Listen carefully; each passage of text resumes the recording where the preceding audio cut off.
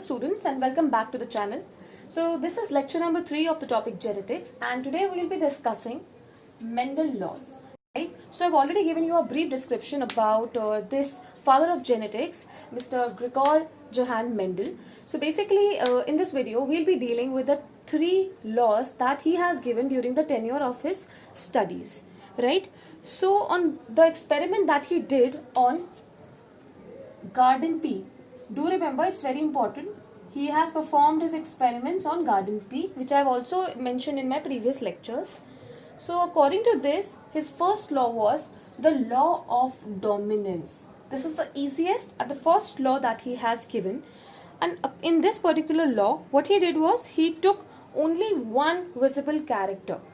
There were a pair of 7 contrasting character, out of which he took one just to make and show the cross, right?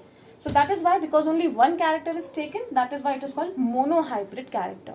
If you want to understand more on monohybrid cross and experiments, you can see lecture number 2. I have explained monohybrid cross over there. So just an example, see, he took true breeding red flower and he crossed it with true breeding white flower. So you all must be knowing that red one is the dominant one and white is the recessive one. So the result that we get here was red. Okay, when I had a cross between a dominant character and a recessive character, then I got this, the result to be the dominant character. Let's take the other example and then I'll brief you. See, here he has taken the character to be the length, the stem length, which is tall and dwarf. And again the cross was done between both the characters. Then what he got was tall again. So in this you can see here, by looking at this here, we can finally come down to what exactly the definition of this law says, that in this particular experiment, the dominant gene masks the effect of the recessive gene, right? So in this you can clearly see. So if I give you a proper definition of it, in the law of dominance, Gregor Mendel states that when 2 alleles of an inherited pair is heterozygous, then the allele that is expressed is dominant, whereas the allele which is not expressed is recessive. ठीक है, यानी कि जब हम एक heterozygous pair लेते हैं जिसके दोनों अलील अलग हैं, मैंने हेट्रोजाइगस अपने लेक्चर नंबर 1 में एक्सप्लेन भी किया है, जब एक हेट्रोजाइगस हम लेते हैं उसके अंदर जो डोमिनेंट होगा, जो अपने आप को एक्सप्रेस कर देगा, उसको हम बोलते हैं डोमिनेंट एलील, और जिसका अफेक्ट मास्क हो जाता है उसको हम बोलते हैं recessive allele. Okay, so next we come to the second law, which is the law of segregation. So as the name suggest, see, the law of segregation. Segregation means separation. ठीक है, तो F1 जनरेशन में आपके 2 contrasting characters आते हैं, एक dominant होता है, एक रिसेसिव होता है, दोनों साथ में रहते हैं. ठीक है, जैसे आपका ये है. ओके, सो हम यहाँ पे 2 कॉन्ट्रास्टिंग कैरेक्टर्स हमारे पास होते हैं, एक डोमिनेंट होता है, एक रिसेसिव होता है. जैसे ये मैंने यहाँ पे लिखा है, आपका ये आपके पास आता है. ठीक है, F1 जनरेशन में आप जब एक टॉल और डॉर्फ को क्रॉस करते हो तो आपके पास रिजल्ट में TT आता है, जो आपका जिसका फिनोटाइप इज टॉल ओनली. लेकिन अगर आप देखो तो ये हेट्रोजाइगस आपके यहाँ पे अलील्स हैं आपके पास. ठीक है, एक रिसेसिव एक डोमिनेंट. लेकिन जब हम आगे गेमीट बनाते हैं तो गेमीट फॉर्मेशन में क्या होता है, ये T अलग हो जाता है, ये T अलग हो जाता है, ये अलील्स अलग अलग हो जाते हैं. ठीक है, यानी कि ये साथ रहते जरूर है F1 जनरेशन में, लेकिन ये इंटरमिंगल नहीं होते, मिक्स नहीं होते, और जब इनको गेमीट फॉर्मेशन करना होता है तो ये सेपरेट हो जाते हैं. ठीक है, इसीलिए क्योंकि ये कितना this is very pure, the alleles remain pure, they do not get mixed up. ठीक है, इसीलिए इसको law of purity of gametes भी बोलते हैं. तो अगर क्वेश्चन में आता है what is the law of purity of gametes, it is nothing but law of segregation. So I will just give you definition once again, that the law of segregation states when a pair of alleles are brought together in a hybrid in generation 1, F1 generation में जब उनको साथ लाते हैं, they remain together in a hybrid but without blending. They remain together but without blending, यानी वो blend नहीं होते, mix नहीं होते, and they separate completely and purely during the gamete formation.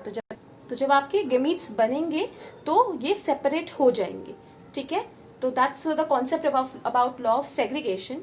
But law of segregation के कुछ limitations भी थे. सी, ये कॉन्सेप्ट जरूरी नहीं है कि आपको क्लास में पढ़ाया जाए, but it's a extra knowledge जो आपको पता होना चाहिए, may be for your coming exam, अगर आप आगे जो है कॉम्पिटिटिव एग्जाम के लिए एस्पायर कर रहे हैं, for that point of view.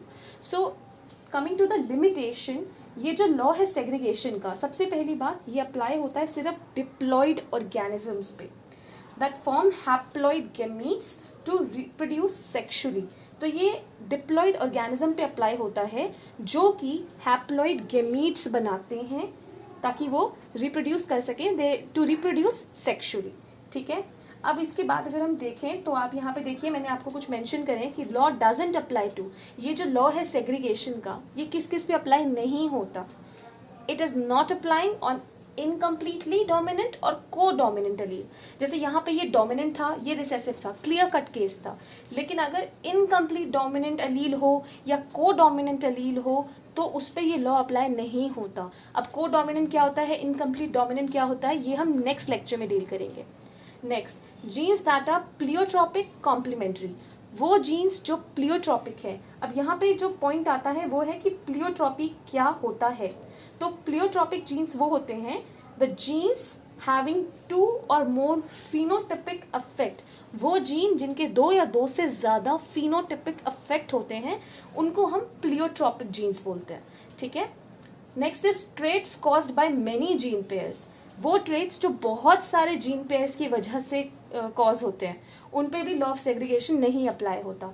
And lastly, genes that collaborate or vary in expressivity, यानी जिनके एक्सप्रेशन बहुत ज्यादा वैरी करते हैं, and genes which collaborate with other genes like that. So to all these particular points, this law doesn't apply. So you should keep it in mind. Now we come to the last and the third law of Mendel, which is the law of independent assortment, right? So basically, we can explain this. So this can be explained, with the help of a dihybrid cross. If you remember, for studying the law of dominance, we have considered the monohybrid cross, right? But for this independent assortment, this concept can be explained with the help of dihybrid cross. ठीक है. तो dihybrid cross का मतलब सिर्फ यही है कि इसके अंदर मेंडल ने 2 कैरेक्टर्स को लिया. जैसे मोनोहाइब्रिड में एक कैरेक्टर को लेके उन्होंने क्रॉस किया था, डाईहाइब्रिड में 2 कंट्रास्टिंग कैरेक्टर्स को लेकर के क्रॉस हुआ है. फॉर एग्जाम्पल, एक बहुत ही क्लासिक एग्जाम्पल है जिसमें उन्होंने सीड फॉर्म और कॉटिलेडन कलर लिया है. ठीक है. तो जैसे आप देखो, सीड फॉर्म आपकी सीड राउंड होगी या आपकी सीड जो है वो रिंकल्ड होगी. तो dominant is round and recessive is wrinkled. Similarly cotyledon का जो कलर है वो डोमिनेंट आपका येलो हो सकता है और रिसेसिव आपका ग्रीन हो सकता है. तो उन्होंने ये कैरेक्टर्स लिए और इसके बीच में क्रॉस कराया. नाउ सी, मैंने यहाँ पे क्रॉस बहुत ब्रीफ में आपको दिया है. एक पूरी की पूरी वीडियो लेक्चर मैं अपलोड करूंगी चैनल पे जिसमें हम डाईहाइब्रिड क्रॉस और मोनोहाइब्रिड क्रॉस दोनों को लेंगे. सो आप उस वीडियो को रेफर कर सकते हैं इस क्रॉस को डिटेल्ड में समझने के लिए, right. So here you can see, यहाँ पे क्या हुआ, ये आपके जो है क्रॉस इनके बीच में हुआ, गेमीट्स बने एंड गेमीट्स के बाद F1 जनरेशन में आपके पास ये आया. ये क्या है, क्योंकि R यहाँ पे आपका राउंड है और Y स्टैंड्स फॉर येलो और ये दोनों डोमिनेंट जीन है, तो इन्होंने रिसेसिव को मास्क कर लिया. तो आपके पास जो F1 में आया वो आया राउंड येलो. ठीक है. सो ये आपके पास F1 जनरेशन में आएगा और जब इनकी सेल्फिंग यानी आपस में ही सेल्फ फर्टिलाइजेशन करेंगे तो आपको ऐसा कुछ रेशियो मिलेगा जो कि है 9:3:3:1, राइट. जो कि आपका क्या है, round yellow, round green, wrinkled yellow and wrinkled green. ठीक है. ये आपके कुछ आउटकम्स थे सेकंड आपने जब कराया F2 जनरेशन के लिए, और ये आपका रेशियो है. ये क्या है, कैसे आया, ये आपको मैं उस वीडियो में पूरी तरह से एक्सप्लेन करूंगी, राइट. सो आप यहाँ पे देखो, जो ये आपके पास सब ने यहाँ पे आपको दिख रहा है, ये पूरा का पूरा मिक्स हो गया है. तो इसी पे हमारा लॉ ऑफ इंडिपेंडेंट असॉर्टमेंट आपको बताती हूँ मैं. According to this law, the alleles of 2 more genes get sorted into gametes independent of each other. यानी कि इसके हिसाब से जो आपकी जो अलील्स है of more than of 2 genes, क्योंकि 2 जीन्स थे आपके, ये आपका एक जीन था आपका राउंड, एक आपका था रिंकल्ड, एक आपका येलो, एक आपका ग्रीन.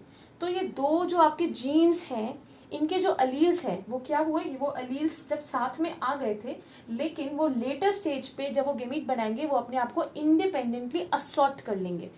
ठीक है, वो उनका जो आपको एक्सप्रेशन दिखेगा वो इंडिपेंडेंट दिखेगा ऑफ एनीथिंग, वो आपको इकट्ठे नहीं दिखेगा, वो मास्क नहीं होगा. So I once again tell you the definition that according to this law of independent assortment, the alleles of two or more genes get sorted into gametes independent of each other. The allele received for one gene does not influence the allele received for another genes. यानी कि एक का allele दूसरे को influence करके कुछ alteration mutation नहीं लाता है, आपस में अपने आप को वो independently assort कर लेते हैं. So I hope you are clear with the concept of this. And इसी के साथ आपको मैं कुछ पॉइंट्स बता देती हूँ. जो एक क्वेश्चन आपका आता है कि मेंडल के सक्सेस के क्या रीजंस थे, मेंडल के जो एक्सपेरिमेंट्स हैं वो सक्सेसफुल क्यों रहे, क्यों उनकी स्टडीज को हम हमेशा जेनेटिक्स में लेते हैं सबसे पहले. सो मेंडल की कुछ सक्सेस के रीजन मैंने यहाँ पे मेंशन करे हैं. सबसे पहला रीजन है उनकी जो चॉइस थी एक्सपेरिमेंट के सैंपल की, जो उन्होंने पी प्लांट चूज किया था. It was an excellent choice bye Mendel. Secondly, he kept a very good record. उन्होंने सारे रिकॉर्ड रखे, एक एक क्रॉस के, एक एक स्टैटिस्टिकल मेथड, डेटा, जो भी उन्होंने, जितने भी उन्होंने पेडिग्री एनालिसिस करे, डेटाज बनाए, उस सब का उन्होंने बहुत ही अच्छे तरह से रिकॉर्ड मेंटेन किया, जिससे उनको बहुत ही अच्छे से एक कंपैरेटिव स्टडी मिली. ठीक है. Next point will be he took 1 or 2 traits at a time. उन्होंने अपने एक्सपेरिमेंट्स करने के लिए 1 या 2, max to max 1 or 2 trait रखा. ठीक है, बाकियों की तरह नहीं जिन्होंने एक साथ ही मोर देन 2, मोर देन 3 या और भी बड़ा सैंपल स्पेस लेके चले. तो उन्होंने अपने ट्रेट के टाइम पे 1 या 2 ट्रेट लिया, जिसकी वजह से उनको सैम्पलिंग एंड रिजल्ट एनालिसिस उनके लिए थोड़ा इजियर हो गया comparatively. Next will be he took utmost care to check the contamination from foreign pollen at the time of hybridization. तो जब उन्होंने हाइब्रिडाइजेशन कराई थी उस टाइम पे उन्होंने बहुत ज्यादा ध्यान रखा कि किसी भी फॉरेन पोलन की वजह से उनके रिजल्ट्स में, उनके एक्सपेरिमेंट्स में किसी भी तरह से कंटामिनेशन ना आए. So he took very much care of that. And lastly, he was fortunate enough that the characters he chose for the experiment did not show linkage, incomplete dominance or gene interaction. तो जो basically उन्होंने character अपने experiment के लिए जो भी choose किए थे, he was very fortunate, luck उनके साइड था कि उसमें कोई भी इनकम्प्लीट डोमिनेंस ऐसा या जीन इंटरैक्शन ऐसा कोई मैटर आया ही नहीं, जिसकी वजह से उनको एक स्टोन मिले, एक ऑब्स्टेकल मिले in the mean while of his experiments journey, right? So that this was an extra part which you may or may not find in your particular books. So yeah, that's all for this video, and I hope you understood the topic. So thank you for watching and stay tuned.